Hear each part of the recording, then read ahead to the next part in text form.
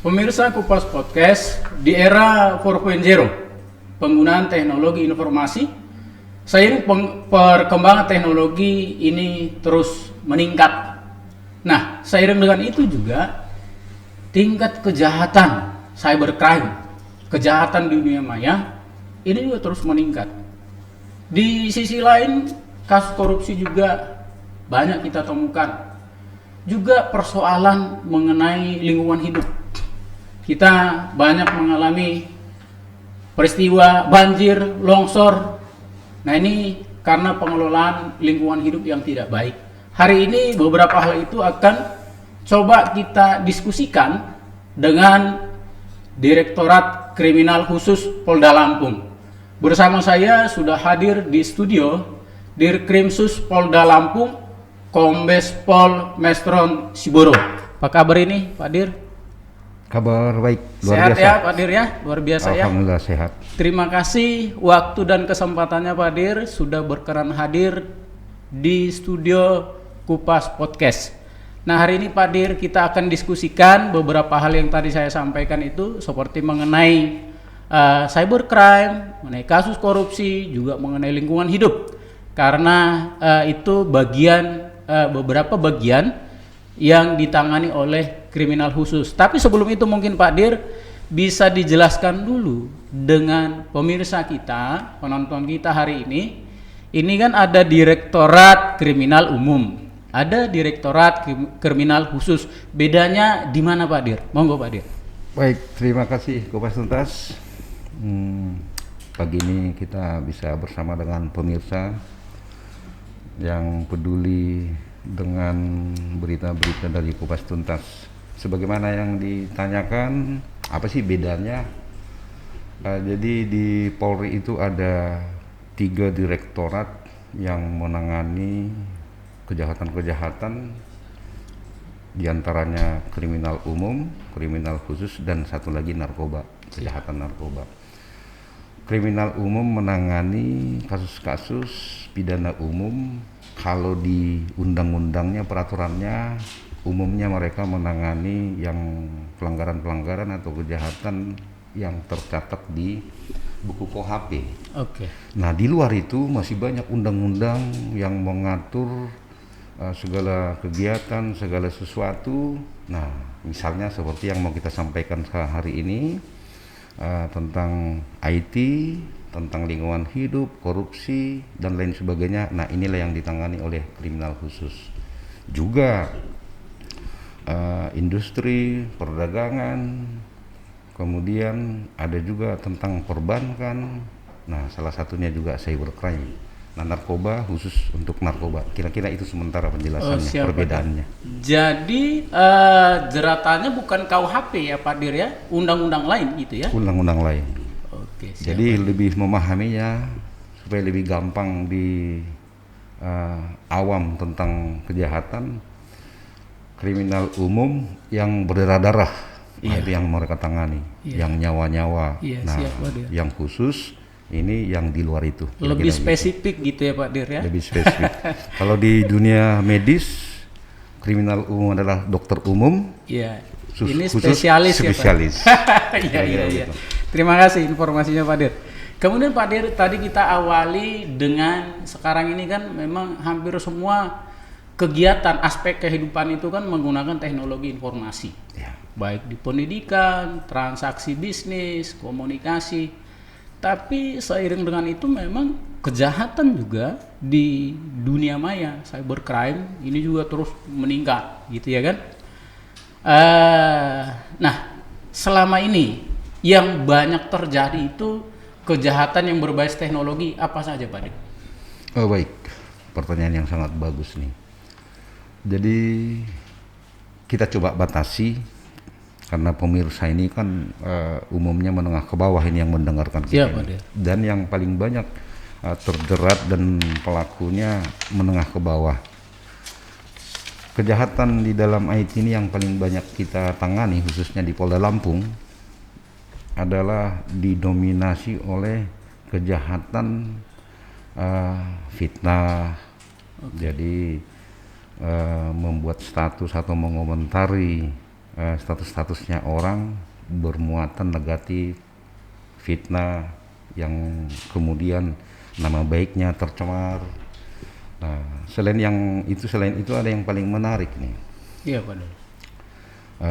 Banyak juga kasus yang kita tangani diawali perkenalan seorang anak muda dengan seorang perempuan, lalu setelah kenal menggunakan IT ini, chatting, kemudian video call, sampai kepada memvideokan hal-hal yang sensitif, lalu direkam, fotonya di screenshot. Nah, kemudian ini digunakan untuk memeras yang bersangkutan. Iya, iya.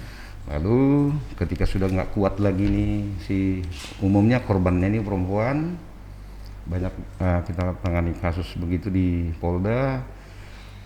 Permintaan pertama berapa duit dikasih, kedua dikasih, sampai tidak kuat lalu mengadu. Nah, persoalannya di mana? Persoalannya adalah adanya tingkat kebodohan menurut saya. Sekalipun dikenal, keduanya saling mengenal, lalu janganlah semudah itu video call sampai memperlihatkan hal-hal yang sensitif. Nah, ketika lawan komunikasinya berpikir negatif, nah maka kita sudah dimilikinya rahasia yang kita punya, antara lain bentuk-bentuk tubuh kita. Iya. Nah, ini banyak sekali kita tangani di Polda Lampung. Nah, ini jadi senjata dia untuk melakukan pemerasan gitu ya Pak Dir ya? Pemerasan. Minta duit, tidak dikasih, ini saya publikasi. Orang jelas malu, ketakutan, harga diri. Iya. Ada yang korbannya perempuan yang sudah punya suami. Nah, ini jadi akhirnya memang lapor, lalu setelah lapor juga berbagai pertimbangan juga, yang akhirnya ada beberapa kasus itu dicabut. Dan memang perkara-perkara yang seperti ini adalah perkara yang bisa dicabut. Apabila diteruskan, rasa madunya akan terpublikasi lebih luas. Oh, itu masuk delik aduan gitu ya Pak Dir ya? Delik aduan, khusus yang seperti ini. Oke. Jadi kasus yang seperti itu banyak ya Pak Dir ya? Sangat banyak, didominasi oleh seperti itu. Nah, sarannya Pak Dir, biar nggak jadi korban ini, mereka yang sering ini video call, chatting-chatting gitu ya kan, sarannya gimana ini Pak Dir? Saran saya pada dasarnya jangan jadi orang bodoh. Iya. Jangan jadi orang bodoh. Ketika diyakini bahwa si laki-laki dengan si perempuan sudah bersahabat lama, lalu mengarah kepada hal-hal yang seperti itu juga jangan. Boleh saja, ini mohon maaf ini, kalau bercumbu tanpa direkam lah.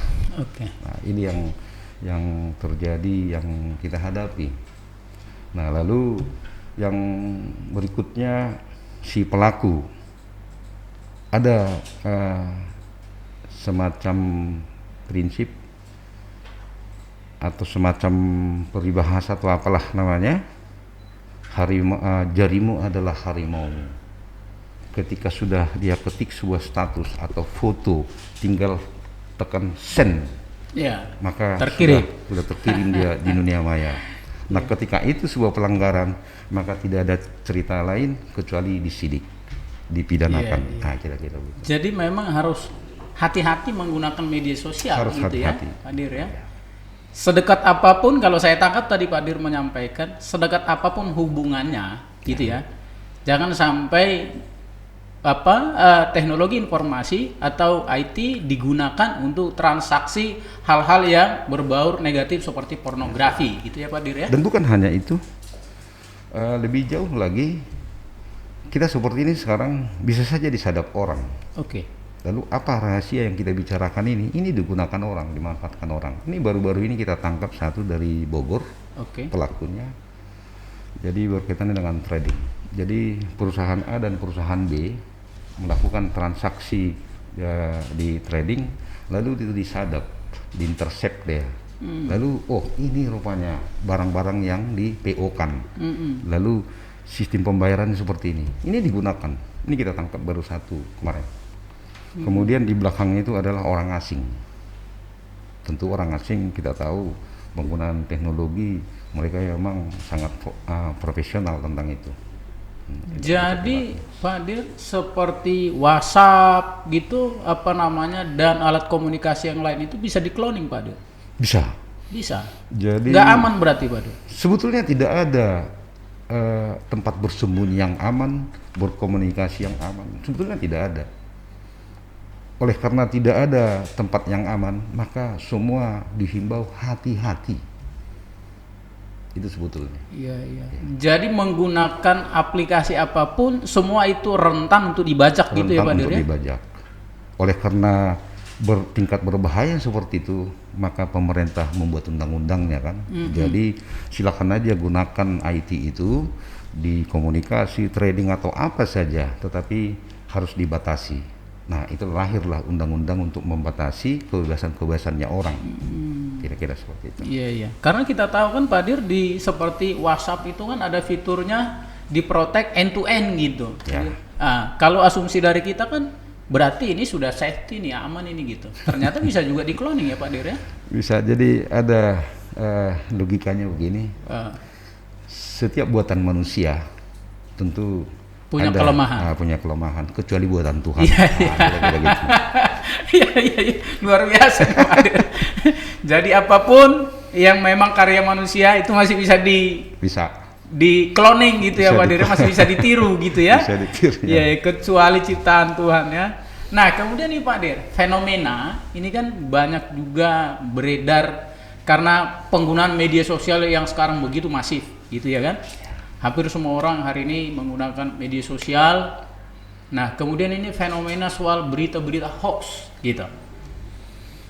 Seperti apa nih fenomenanya Pak Dir kalau kita bicara tentang Lampung, lalu bagaimana, apa yang bisa dilakukan untuk menghindari hal-hal seperti itu? Karena kadang-kadang seperti kata Pak Dir itu tadi, ada orang nggak paham persoalannya gitu, tapi begitu dia mendapatkan share informasi lewat grup WhatsApp gitu ya kan, atau grup yang lainnya, dia kemudian tanpa verifikasi informasi ini kemudian sudah diteruskan ke orang gitu ya kan. Ini kan berpotensi juga menjadi apa namanya itu masalah buat dia gitu Pak Der.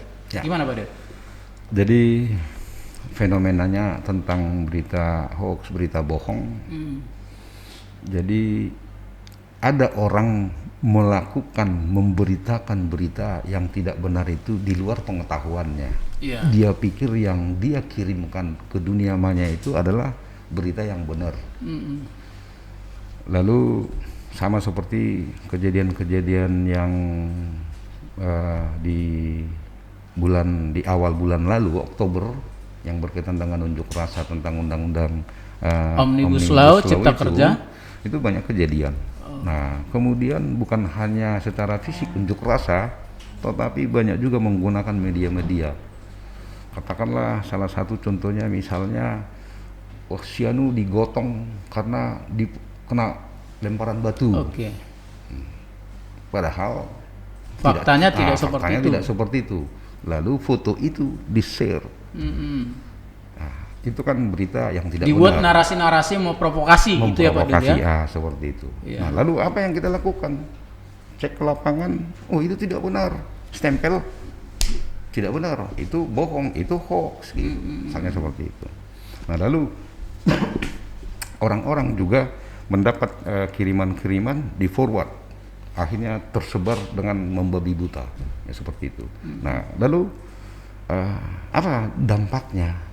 Dampaknya banyak orang terprovokasi yang sama sekali tidak mengerti. Nah, kita aparat juga kewalahan tentang itu. Nah, diharapkan memang setiap orang itu harus jangan bodoh. Jadi verifikasi dulu berita-berita yang mau di-share. Iya, iya. Ketika ragu-ragu, lebih bagus tidak usah. Karena kebodohan itu juga bisa mempidana yang bersangkutan. Iya. Jadi tetaplah dibutuhkan penggunaan IT ini harus dengan yang cerdas. Iya, iya. Jadi karena ketidaktahuan juga bisa terjerat pidana gitu ya Pak Der. Karena dia tidak verifikasi dulu informasinya, main kirim-kirim aja. Main kirim-kirim. Gitu ya. Ya. Nah kemudian Pak Der, Selama tahun di 2020 sampai sekarang ini sudah di bulan November, ada berapa kasus mengenai seumpama seperti itu kasus hoax ya yang ditangani oleh Dirkrim Sus Polda Lampung? Jadi secara global sudah hampir 100 kasus yang kita tangani mulai dari Januari sampai dengan Oktober. Yang dari 100 ini kita hanya baru bisa menyelesaikan itu di angka 60%. Lalu banyak juga ya Pak Dir ya? Termasuk banyak. Hoax semua itu Pak Dir? Jadi gabungan dari seluruh yang terkait dengan pelanggaran IT. Okay. Lalu dari 90 kasus ini didominasi oleh tadi fitnah, kemudian pemerasan asusila.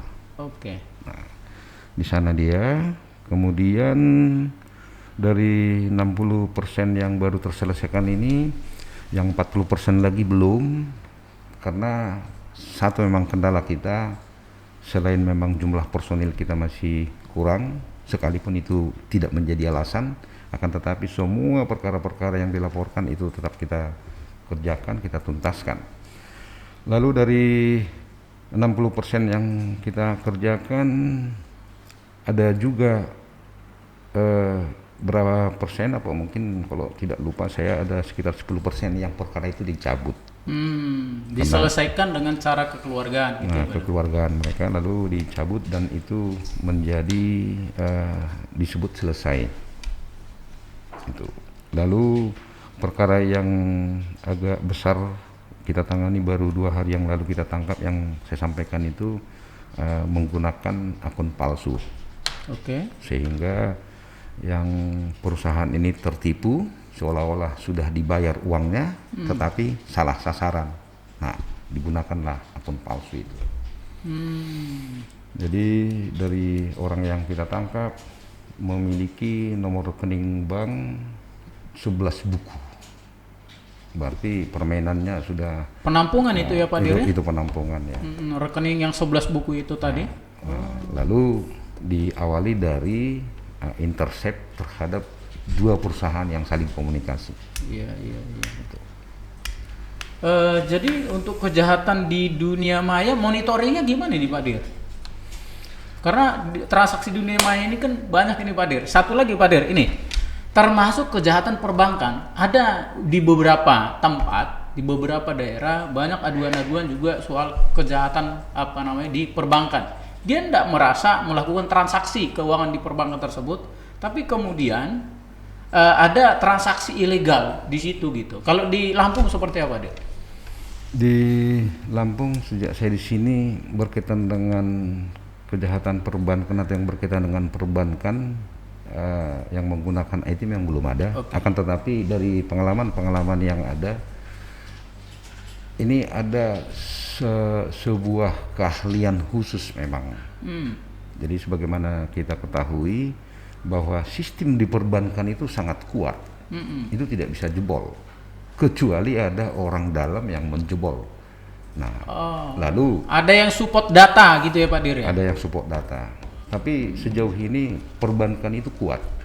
Dan para karyawannya, direksinya dan IT-nya mereka kuat. Nah, lalu di mana bisa para pelaku itu mencuri uang yang ada kaitannya dengan bank? Itu di ATM itu.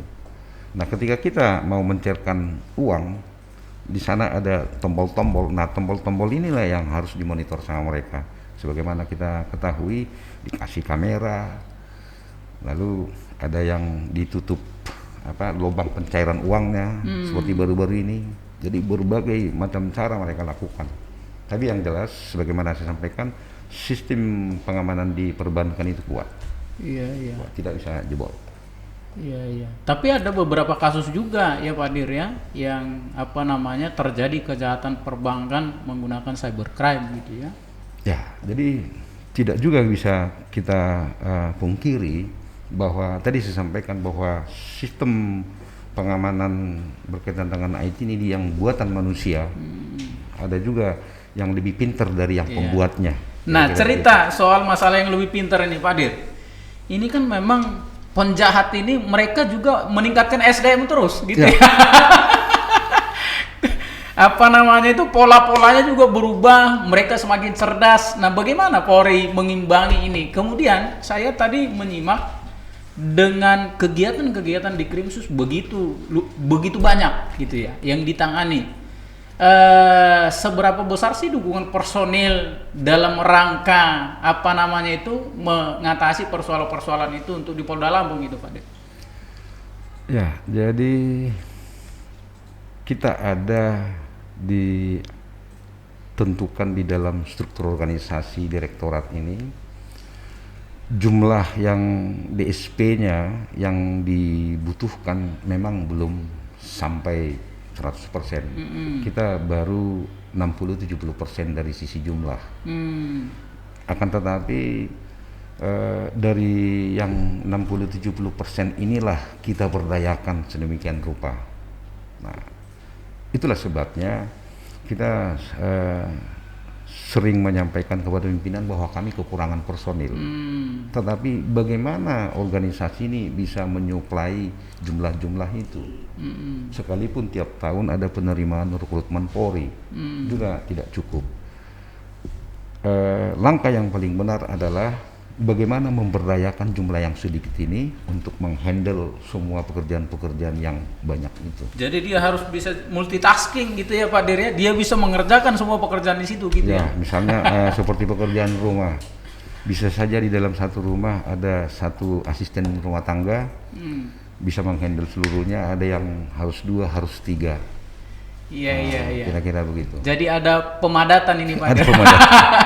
Jadi yang kita sebut di birokrasi itu beban kerja. Iya, beban kerjanya tambah gitu ya Pak Dir ya. Iya, karena memang seperti tadi tuh, kalau penjahatnya sumpah mereka juga meningkatkan SDM-nya gitu. Apalagi yang memang aparat penegak hukumnya nggak boleh kalah, harus di atasnya gitu kan Pak Dir. Namanya menanggulangi penjahat gitu kan. Makanya ada gium yang mengatakan bahwa kejahatan itu selalu di depan. Itu ya. Penegak hukum itu selalu kalah.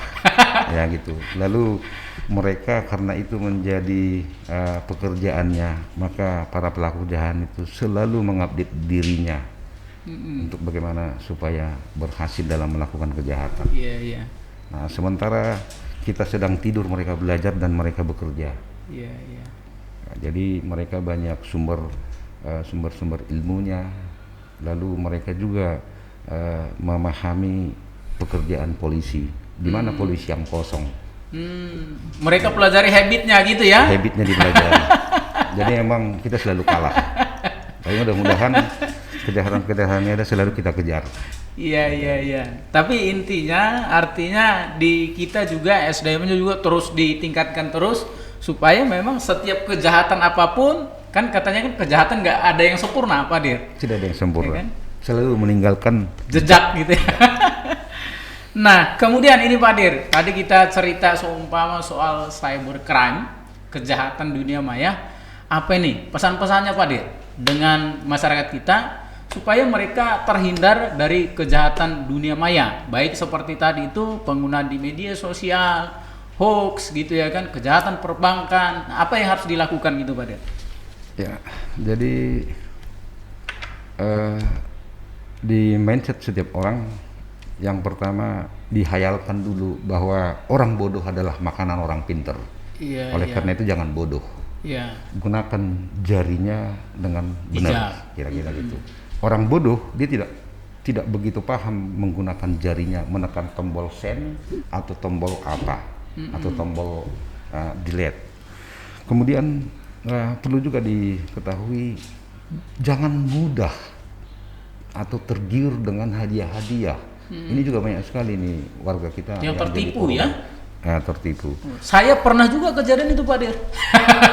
Bukan hanya Pak Hotang. Saya itu di SMS saya itu banyak tuh.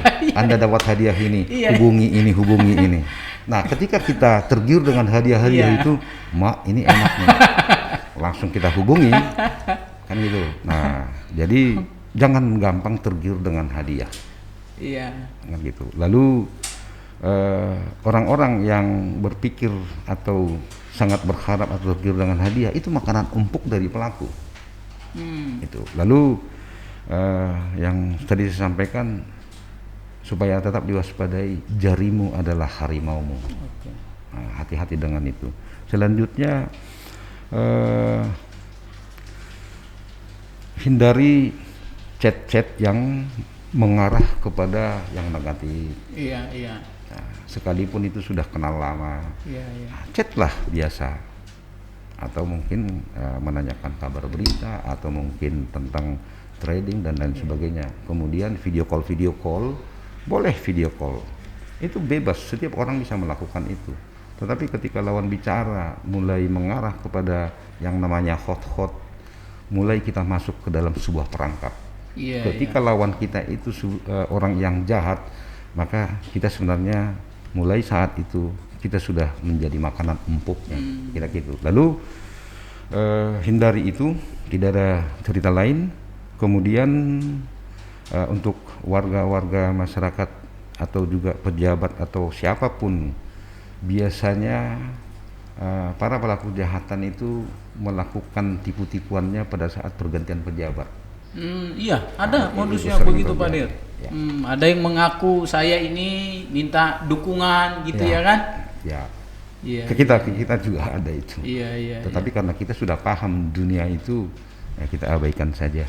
Kemudian kembali tadi tentang kecerdasan. Cerdaslah kita menggunakan IT itu. Karena kita tahu sekarang sudah hampir tidak ada lagi orang yang tidak menggunakan IT. Jadi kalau 250 juta kita penduduk, kalau 200 juta saya pikir sudah ada. Lalu dunia maya sekarang sudah padat dengan informasi. Iya. Nah, kembali tadi, apakah bisa itu dilacak? Sekalipun ini semua masyarakat harus tahu ini. Masyarakat jangan berpikir kalau foto porno atau foto apa lalu dihapus, di-delete, hilang. Oh tidak. Masih ke-record ya Pak Itu Dir? ada di dunia ini, di dunia maya itu ada sekarang. Tinggal kita ngambil. Bisa diambil, bisa. Kemudian video-video yang sudah pernah digunakan oleh handphone ini misalnya, lalu dihilangkan, bisa kita ambil, bisa. Sejak handphone itu ada dan nomor itu ada. Kalau digunakan itu sudah 10 tahun, berarti mulai dari awal. Sejak digunakan 10 tahun, di Yang lalu, tahun pertama bisa gitu Pak? bisa kita ambil. Maka cukup berbahaya. Oleh karena itu cerdaslah, jangan menganggap kalau ada video call begini, ngomong-ngomong porno begini, lalu tipu sana tipu sini, lalu alat buktinya nggak ada, semua ada, dan itu bisa kita angkat semuanya. Iya. Nah ini pemirsa Kupas Podcast, ini informasi penting. Hati-hati kalau ada yang sifatnya secret ya, lebih baik ketemu gitu ya Pak Dir. Nah kemudian ini Pak Dir, soal tadi kejahatan di perbankan, apa yang harus dilakukan masyarakat supaya terhindar dari kejahatan perbankan? Sebenarnya orang perbankan sudah menyampaikan tips-tipsnya untuk aman di transaksi perbankan. Lalu khususnya tips-tips untuk di ATM ya. Karena ATM itu kan di berbagai sudut tuh ada semua. Lalu di sana kan ada kaset-kaset yang berisi uang. Nah, yang dimasukkan ke dalam ATM ini. Nah, ini menjadi objek-objeknya para pelaku kejahatan. Nah, siapa yang menjadi korbannya adalah orang-orang tolol, orang-orang bodoh yang tidak mengerti, tidak begitu mengerti. Begitu polosnya, padahal di situ ada kamera, ada apa. Sekalipun itu dijaga oleh satpam misalnya, karena tidak ada ATM yang tidak dijaga. Akan tetapi sejauh mana bisa satpam itu mengetahui permainan liciknya para pelaku kejahatan? Karena sekarang ini alat monitor saja ada segede kecang kedelai. Bagaimana kita bisa melihat di dalam sebuah ATM?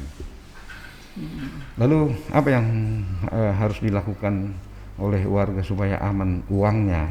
Maka yang pertama adalah tetap hati-hati, pelajari semua mekanisme pencairan uang di ATM. Tidak ada lain. Itu tipsnya yang paling utama. Iya. Terima kasih nih Pak Dir. Nah sekarang kita naik Pak Dir. Setelah dari tadi itu teknologi informasi, kejahatan di dunia maya. Sekarang kita bahas soal masalah korupsi nih Pak Dir. Ini kan korupsi ini kan kejahatan yang luar biasa, extraordinary crime, itu ya. Nah, di Provinsi Lampung ini saja sudah banyak kepala daerah yang terjerat korupsi, gitu. Banyak, Pak Der. Sudah 8 kalau nggak salah. Ya. Ditangkap di UTT sama KPK, gitu ya kan. Ya. Nah, kemudian ini Pak Dir, biasanya ya yang paling rentan itu menjadi wilayah korupsi di mana saja dan seperti apa sih memang polanya gitu Pak Dir? Ya, jadi berbicara tentang korupsi memang adalah selagi bumi ini ada, korupsi itu tidak akan bisa hilang. Tetapi mungkin yang kita perlukan saat ini bagaimana menekan itu sampai seminim-minimnya. Iya. Korupsi yang ada di otak kita sekarang adalah korupsi berupa uang. Iya. Ada juga korupsi waktu. Iya. Nah, itu kan korupsi juga. Korupsi tidak melakukan kegiatan, misalnya begitu. Iya. Nah, tetapi kita fokus kepada korupsi yang merugikan keuangan negara. Iya. Lalu tadi Pak Hotang udah menyampaikan bahwa OTT yang dilakukan oleh KPK terhadap kepala daerah ada 8 kalau nggak salah. Ya, mulai dari sejak iya. Di Lampung ini berapa ya? 4 mungkin Pak Der. Ya, mulai dari ada Bupati Lampung Utara, ada Bupati Lampung Selatan, ada Bupati Lampung Tengah, ada Mas Uji. Kemudian pernah juga Bupati Tanggamus. Berarti ada 5 Pak Der. Ya, kalau nggak salah di catatan saya ada 8 ya. Oh iya Pak Der. Lalu saya pelajari dari 8 ini persoalannya apa sih? Secara umum hanya berupa penerimaan fee. Iya. Nah, tentu kan fee ini kan dari orang-orang yang memberikan fee, orang yang memberikan fee itu dari mana? Ya, dari proyek-proyek. Ya, proyek-proyek ini uangnya siapa? Ya, uangnya negara, APBD, APBN. Itu yang diterima. Lalu KPK nyadep, udah tangkap. Sebagaimana tadi IT yang saya sampaikan, bahwa kita berbicara itu di intercept orang. Kapan ketemu si A dan si B ini dalam rangka penyerahan uang? Udah ketemu, tangkap. Lalu apakah hanya mereka? Ya tidak, tentunya tidak. Tetapi sebagaimana kita ketahui juga, orang KPK juga keterbatasan alat dan keterbatasan personil. Ya, ini izin Pak Dir. Tadi saya tangkap, apakah memang di proyek pengadaan itu di situ yang paling rentan terjadi praktek korupsi itu Pak Dir? Sebenarnya di banyak hal sebenarnya. Tetapi yang umumnya yang mencuat ke permukaan adalah berita-berita yang berkaitan dengan proyek-proyek. Apakah proyek pengadaan barang, pembangunan, bantuan-bantuan sosial dan lain sebagainya. Kan di sana orang berebut karena itu pekerjaan. Lalu bagaimana orang itu supaya dapat proyek ini? Nah, tentu ada nego-nego dan lain sebagainya. Sekalipun tidak seluruh proyek ya. Nah, sekalipun tidak seluruhnya. Nah, jadi dari 8 kepala daerah tadi saya coba baca, saya pelajari, itu ya fee proyek-proyek begitu. Bagaimana cara menghindari? Ya jangan terima. Kata kuncinya jangan terima. Kalau katakanlah Pokjanya, PPK-nya atau kepala daerah tidak menerima sesuatu, maka proyek itu akan berjalan dengan apa adanya sesuai dengan spek. Ketika kita terima, speknya kan dikurangi. Kembalinya apa? Satu bangunan itu tidak menjadi 100% sesuai dengan spek. Yang akibatnya kerugian negara. Kira-kira kebanyakan di sana seperti itu. Nah ini Pak Dir, apa yang dilakukan dari Krimsus dalam rangka upaya pencegahan tindak korupsi di daerah? Seperti sekarang kan anggaran ini kan banyak direfocusing ke penanganan COVID, nah, ya kan? Karena sekarang kita mengalami pandemi COVID-19, ya, banyak anggaran direfocusing ke sana. Kemudian banyak juga anggaran-anggaran dari pemerintah pusat yang ke daerah seperti dana desa dan bantuan-bantuan yang lain ya yang dari pemerintah pusat terutama di masa pandemi ini. Nah, ini bagaimana pengawasannya Pak Dir sehingga memang dana-dana itu terdistribusi tepat sasaran. Bagaimana upaya pencegahan supaya tidak terjadi praktek korupsi di situ gitu Pak Dir? Ya, jadi ada beberapa variabel berarti yang ditanyakan Pak Hotang. Yang pertama tentang anggaran yang ada di kita dalam rangka penegakan hukum tindak pidana korupsi memang ada di refocusing. Semua bagian-bagian ini di refocusing karena lebih diutamakan kepada Prioritas pendanaan penanganan untuk COVID. ya. Akan tetapi kembali dengan dana yang sedikit ini, bagaimana caranya kita bisa bekerja dengan baik. Iya. Lalu sekalipun memang dari Mabes Polri bahwa Polda Lampung ini 1 tahun targetnya 8 kasus korupsi. Lalu Jadi di target juga ya Pak Dir ya? Ditarget Paling juga. nggak 1 tahun harus menangani 8 perkara korupsi 8 gitu. perkara. Kalau nggak ada perkara korupsi gimana nih Pak Dir? Sebenarnya ada kita di penalti, tetapi dianggap tidak mampu bekerja atau tidak bekerja. Tetapi begini, apakah memang di wilayah itu sedang nggak ada korupsi? Iya. Kan begitu. Iya, iya. Nah, lalu ada kita 14 Satwil Polres. Jadi masing-masing Polres ini ditarget 1. Oke. Lalu Polres Tanggamus, Polresta, dan satu lagi Lampung Tengah kalau tidak salah itu 3 Polres ini 2. Oke. Lalu apabila pula di jumlah seluruhnya berarti sudah 25 per tahun target untuk Polda Lampung. 25 penanganan korupsi. Penanganan korupsi. Iya, iya. Lalu bagaimana dengan uangnya? Memang satu kasus korupsi 208 juta anggarannya, biayanya. Tetapi kelihatannya besar, tetapi itu bisa kurang. Lalu bagaimana subsidi silang? Mana yang kasus korupsi yang hanya membutuhkan biaya 108 lagi untuk kasus yang lain. Jadi subsidi silang. Begitu juga dengan Polres. Ketika mereka kekurangan, kita bantu anggarannya. Kita bantu dananya, yang ada dana dari kita. Iya. Yang lebih efektif ini Pak Dir, apakah di upaya pencegahan atau penindakannya Sebenarnya terkait korupsi? ya, kegiatan 2 hal yang berbeda sebenarnya. Jadi kita sebutlah itu preemptif atau preventif atau penindakan represif. Tetapi mereka kakak adik ini antara preventif sama represif. Jadi tidak bisa mengedepankan yang satu, meninggalkan yang satu. Akan tetapi program pemerintah sebenarnya bagaimana cara mencegah? Karena penegakan hukum hanya upaya-upaya terakhir, ultimum remedium. Oke. Kita juga tidak menginginkan ada orang terpenjara. Oke. Nah, itu hanya upaya terakhir. Tapi tolonglah kita cegah itu, jangan korupsi. Sekalipun tadi saya sampaikan bahwa selagi bumi ini ada, korupsi tidak pernah hilang. Iya, iya. Ibarat sebuah pohon, ya, korupsinya misalnya ambil daunnya, ambil rantingnya untuk kayu bakar, tapi jangan potong pohonnya. Iya. Jadi Jangan kalau- sampai diambil akar-akarnya. Ya, jadi selisih-selisih ya, pembelian ballpoint lah ada Rp5, ya sudahlah, Iya, kan gitu iya. ya. Anggaplah itu uang becak lah. Tapi jangan beli ballpointnya nggak ada. Dari Fiktif, kas ya?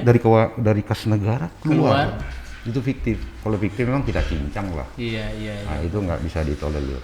Iya. Kira-kira. Kemudian Pak Dir,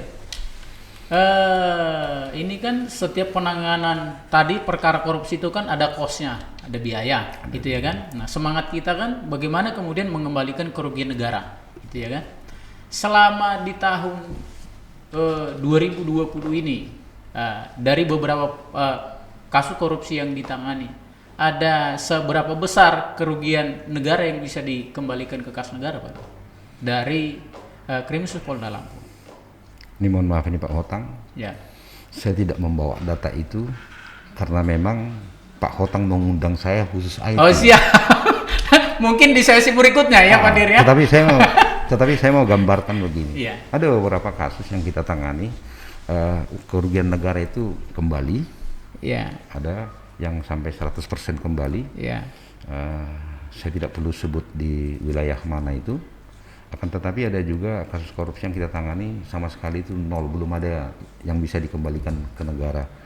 Nanti langkah-langkah untuk mengembalikan kerugian negara itu kita akan lanjutkan dengan pencucian uang. Pasal TPPU. TPPU Oke. kita sidik itu. Oke. Jadi supaya kerugian negara itu bisa kembali. Iya, iya. Jadi kejahatan yang luar biasa juga dikenakan jeratan pasal juga yang paling berat. gitu Yang ya, Pak paling Dir, ya? ngeri, yang mengerikan. Jadi para pelaku kejahatan korupsi sebenarnya yang paling berat itu TPPU-nya. Iya, iya. Semua harta itu sita kan. Iya. Soal nanti apakah itu hasil kejahatan itu bukan, nanti buktikan di pengadilan. Jadi kalau tidak bisa dibuktikan disita sama negara gitu ya Pak Negara. Dir ya? Berarti ada hantu yang ngantar kan, Iya, kira-kira iya, gitu. iya, iya. Ada garisnya dengan tindak kejahatan, gitu ya Pak Dir ya. Nah kemudian gini Pak Dir, tadi kita bahas soal masalah pandemi COVID. Kita ini kan pandemi COVID dari bulan Maret sampai sekarang sudah di bulan 11, berarti sekitar 8 bulanan, gitu ya. Beberapa anggaran-anggaran kegiatan lain ini banyak yang dialokasikan untuk direfocusing ke penanganan masalah COVID. Nah, kalau dari monitoring, pantauan dari Krimsus, pengelolaan anggaran soal masalah penanganan COVID di Provinsi Lampung ini seperti apa Pak Dir? Kita harus pisah dulu. Refocusing dana yang dari Polda Lampung itu semua dipusatkan Yang di terutama gitu. yang dari pemerintah daerah. Oh, dari Pak Dir? pemerintah daerah. Sampai dengan saat ini kalau tidak salah sudah sampai 60% dana pemerintah ke masyarakat, diantaranya dana desa, kemudian bantuan kepada keluarga miskin, fakir miskin dan lain sebagainya. Nah, ada yang 500.000 per bulan, ada yang 600.000 per bulan. Nah, yang menangani ini bukan hanya satu lembaga, satu instansi, tapi mulai dari Kementerian Desa dari pusat, kemudian dinas sosial di kita, kemudian bermitra dengan perbankan. Kalau nggak salah ada 4 bank itu yang digunakan, BNI, BRI, Mandiri, dan bank apa satu lagi. Iya. Jadi sejauh ini monitoring dari Krimsus Polda Lampung semua itu berjalan dengan baik gitu Pak Dir? Sampai saat ini. Sampai saat ini. Belum ada perkara yang ditangani soal masalah dana penanganan masalah COVID. Belum ada. Jadi kita membuka pintu gerbang terhadap apakah itu masyarakat, kepala desa, organisasi masyarakat atau apapun namanya, silakan apabila mengetahui adanya penyelewengan tentang dana COVID ini. Kita siap itu, dan kita sudah membentuk satgas juga itu di Polda. Yang kebetulan satgas pennya itu saya. Pemulihan ekonomi nasional. Okay. Jadi kalau masyarakat punya informasi, mereka bisa datang ke Polda menyampaikan informasinya gitu bisa. Pak? Kalau mereka jauh dari Polda, Polsek boleh, Polres boleh, karena Polres juga kita bentuk satgas juga. Oke. Tapi ada nggak call center untuk ruang pengaduan gitu Pak Dir? Sebagaimana yang selama ini Polres punya nomor telepon. Oke. Kemudian tidak juga telepon kantor. Banyak juga masyarakat bersahabat dengan polisi. Iya. Yang penting ada buktinya gitu, nggak hoax. Ya silakan dilaporkan ke aparat yang paling dekat di wilayah setempat gitu ya Pak Dir. Itu mungkin yang paling penting. Ya. Jadi masyarakat jangan hanya dengar-dengar isu-isu lalu laporkan. Katanya nggak punya buktinya Nah, gitu. itu dia katanya. Nah, kemudian Pak Dir, ini karena waktu kita terbatas, jadi kita agak batasi. Sebenarnya diskusi masalah korupsi ini masih banyak lagi Pak Dir, ya kan? Tapi kita naik lagi ini soal masalah lingkungan hidup. Jadi kalau kita lihat kan ini Pak Dir, hampir kita bicara tentang Lampung. Lampung ini topografinya ini daerah bebukitan, gitu. Tapi hampir di beberapa wilayah Lampung ini kalau seumpama terjadi itu hujan, kita ini mengalami banjir. Ada beberapa peristiwa longsor, tanah longsor gitu ya kan. Nah ini informasi yang kita dapat dari Walhi ini karena memang adanya eksploitasi lingkungan yang secara berlebihan gitu. Nah kalau selama ini persoalan lingkungan hidup yang ditangani oleh Krimsus Polda Lampung seperti apa Pak Dir? Ya, jadi lingkungan hidup memang kita nyaman kalau lingkungan kita semua serba rapi dan teratur. Baik. Kan begitu ya. Lalu yang ada sekarang, mohon maaf nih, kemarin ada juga kita Zoom meeting dengan Mabes Polri menghadapi bencana alam karena diperkirakan berdasarkan data BMKG bahwa Desember ini akan turun hujan ini, musim hujan, lalu yang kemungkinan akan banjir, akan longsor dan lain sebagainya. Nah pertanyaannya, apakah karena lingkungan hidup yang dirambah, dirusak, dieksploitasi? Umumnya seperti itu. Akan tetapi jangan lupa kita bahwa suatu wilayah perbukitan misalnya ketika curah hujan tinggi, hujan itu masuk ke pori-pori tanah yang bisa menggerus, bukan karena ulah manusia, itu bisa terjadi. Kemudian banjir di suatu tempat, kalau tempat itu memang rendah, logikanya kan bisa banjir. Tapi persoalannya, apakah karena dirambah-rambah masyarakat, dieksploitasi? Ya, lalu perkara di Polda Lampung, misalnya seperti tambang. Itu ada tambang batu, ada tambang tanah untuk pengurukan, tambang pasir, galian C, dan lain sebagainya. Ini juga salah satu faktor sebenarnya. Lalu apabila dikaitkan dengan yang lain, bisa juga itu kan sebuah usaha untuk tenaga kerja misalnya. Kemudian pemerintah juga butuh retribusi atau PAD dan lain sebagainya. Nah, jadi persoalannya apa sebenarnya?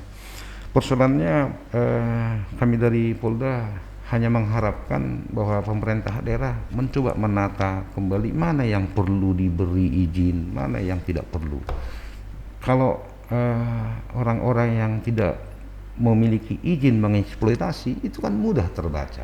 Itu bisa gampang mengeksekusinya. Tapi sekarang itu kan siapa yang punya izin, siapa yang tidak.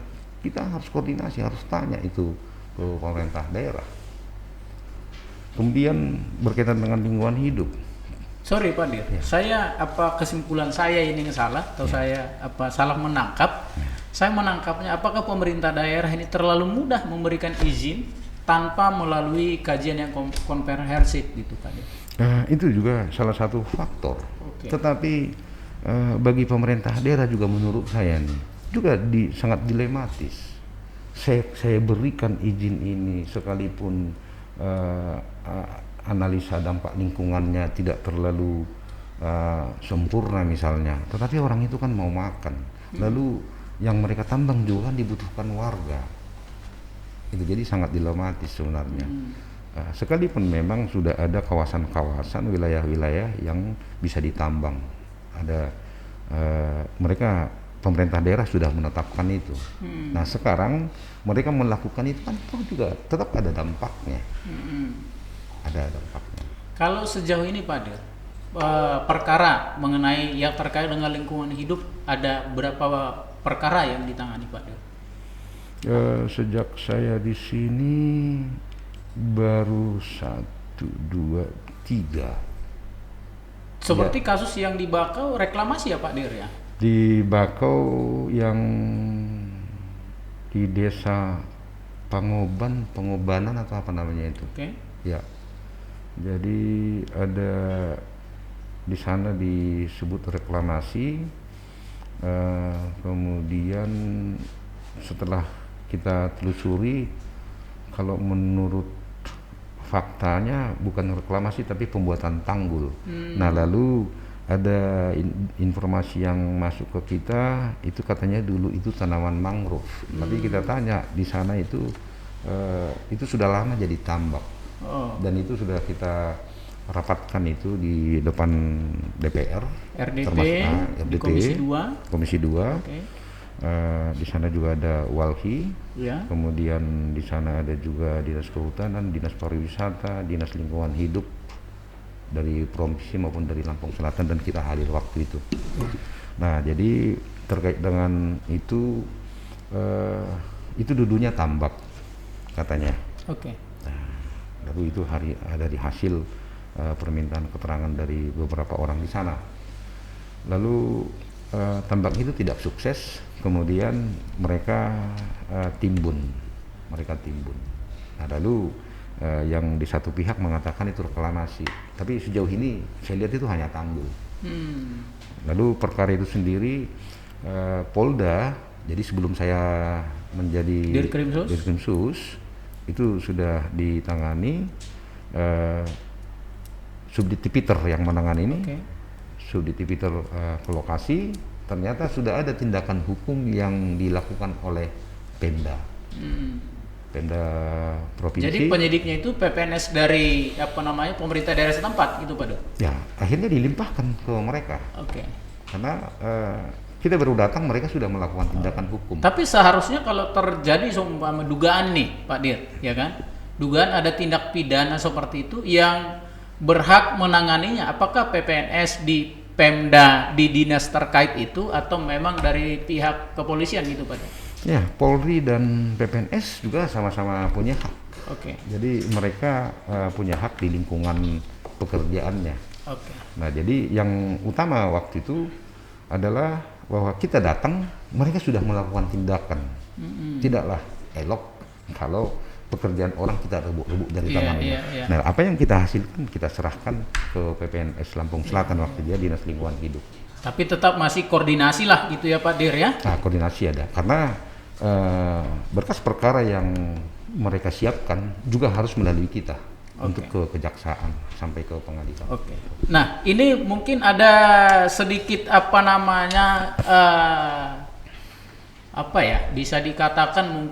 bisa dikatakan seperti kritik lah itu Pak Dir dari Walhi gitu. Terjadinya seumpama memang eksploitasi lingkungan secara berlebihan karena penegakan hukum katanya ya yang kurang tegas. Ini gimana pendapatnya Pak Dir? Pendapat itu bisa saja benar. Oke. Tetapi penegakan hukum yang keras atau yang ketat, yang seperti apa yang dimaksud? Apa harus langsung di situ kita dapat laporan langsung kita tangkapi? Oke. Apakah tidak perlu lagi ini kita selidiki sejauh mana tingkat kebenarannya, tingkat tebal dosanya atau ringan dosanya, kan kira-kira gitu ya? Iya, kan butuh proses gitu. Butuh proses. Lalu juga pekerjaan lingkungan hidup kan bukan hanya saya, bukan hanya Polri. Di sana Dinas Lingkungan Hidup, ada kehutanan, ada pariwisata, banyak orang yang terlibat di sana. Tentu membutuhkan koordinasi. Nah, dengan banyaknya mitra ini tentu kan membutuhkan waktu yang panjang. Iya. Kalau saja diberi saya kekuasaan untuk tidak bermitra dengan mereka, tidak ada urusan mereka, barangkali harapan Walhi itu lapor hari ini, besok sudah saya sikat, kira-kira kan gitu. Tetapi apakah bisa maunya saya itu? Kan tidak bisa juga. Tapi kebanyakan mereka yang seumpama dari beberapa perkara yang ditangani sama Krimsus soal masalah lingkungan hidup, kebanyakan mereka melakukan kegiatan eksploitasi tapi perizinannya belum lengkap seperti itu Pak Dir? Ada sebagian memang, tetapi begini, ini juga dilematis juga kalau kita coba analisa. Jadi kan harus ada dulu izin baru bekerja. Iya. Lalu yang ada kita lihat, termasuklah yang tadi kita bicarakan di Bakauni, izin sedang proses tapi bekerja. Mestinya peranan siapa ini? Yang si penerima izin ini sebelum ini izin keluar tolong jangan bekerja, misalnya seperti itu. Nah, jadi bekerja lalu proses izin, nah terus gimana nih? Itu kemudian Pak Dir, yang biasa dialami kendala di lapangan dalam rangka penanganan perkara-perkara seperti ini, biasanya kendalanya apa Pak Dir? Yang utama kendalanya adalah memastikan hutan lindung dari mana ke mana, batas-batas, hutan konversi yang mana, yang APL yang mana, punya warga yang mana, punya negara yang mana. Iya. Ini bisa dibuat reklamasi enggak? Ini bisa dibuat jadi wisata enggak? Ini bisa dibuat jadi tempat pabrik tidak? Iya. Kendalanya seperti itu. Jadi lintas organisasi di koordinasinya ya Pak Dir ya? Nah itu yang saya katakan, itu yang menjadi panjang ceritanya. Iya. Nah kemudian tidak terasa ini Pak Dir, kita udah ngobrol ini sudah sejam gitu, sudah sejam karena memang banyak diskusinya menarik ini Pak Dir. Nah tapi sebelum closing statement Pak Dir, ini saya ada tertarik lagi satu Pak Dir ya, itu mengenai dugaan kejahatan di dunia farmasi gitu ya. Nah Contoh ini kan sekarang ada apa namanya program dari pemerintah soal masalah BPJS gitu ya kan, dan program lain lah di bidang kesehatan gitu. Ada nggak apa di sini transaksi-transaksi apa namanya itu kejahatan di dunia farmasi, seumpama kerjasama antara tenaga medis dengan penyedia obat-obatan gitu seperti farmasi ya, dalam rangka supaya memang transaksi obat-obat berjalan baik gitu, sementara sebenarnya obat itu nggak begitu dibutuhkan oleh si pasien gitu. Seperti apa Pak Dir? Panjang ceritanya ya, Panjang. cerita kita ini. Tapi yang jelas satu, yang pertama kita sedang koordinasi yang intensif dengan Mabes Polri. Oke. Mabes Polri juga sedang menangani kasus bahwa ada orang meninggal biasa, Iya. artinya bukan COVID, lalu diklaim Di-COVID-kan? Nah, Oke. itu kan karena ada duitnya ya. Iya, hitung-hitungannya. ada Itu kerjasama. Itu sedang di apa? Oke. Yang di kita belum ada. Oke. Nah, lalu berkaitan dengan obat-obatan, ya kalau saya boleh ditanya, saya pribadi, penegakan hukum untuk obat-obatan ini kalau bisa nanti dulu. Oke. Karena ketika kita katakanlah geledah sita, maka nanti kita dianggap kita nanti menghambat distribusi obat, padahal sementara itu obat sedang dibutuhkan. Yang utama adalah rekan-rekan yang bekerja di farmasi, tolonglah jangan bermain-main. Karena itu juga untuk masyarakat. Tapi ada potensi kejahatan di situ ya Pak Dir ya. Setiap bagian selalu ada peluang-peluang yang bisa dimanfaatkan orang. Iya. Terima kasih nih Pak Dir, waktu sharingnya ilmunya. Pemirsa sahabat Kupas Podcast, kita tidak terasa udah diskusi tadi lebih dari 60 menit dengan Dirkrimsus Polda Lampung, Bapak Kombes Pol Mestro Siboro, kaitan dengan penggunaan ITE, penggunaan teknologi informasi ya, supaya memang masyarakat bijak ya menggunakan teknologi informasi supaya tidak menjadi korban kejahatan. Cek dulu, verifikasi dulu sebelum sharing. Kemudian juga terkait persoalan tadi disampaikan mengenai korupsi, kalau ada dugaan-dugaan korupsi boleh disampaikan dengan kepolisian daerah setempat di mana yang paling dekat. Yang penting disertakan bukti-buktinya, termasuk juga persoalan lingkungan hidup. Kalau ada persoalan-persoalan yang terjadi di lingkungan hidup masyarakat setempat juga boleh disampaikan dengan Polda Lampung, sehingga persoalan-persoalan yang terjadi di masyarakat itu kemudian bisa ditindaklanjuti oleh kepolisian daerah di Lampung. Demikian dari saya, Donald Haris Sihotang. Kita ketemu lagi di Polda Menyapa minggu depan di waktu dan narasumber yang menginspirasi dan luar biasa. Sekian dan terima kasih.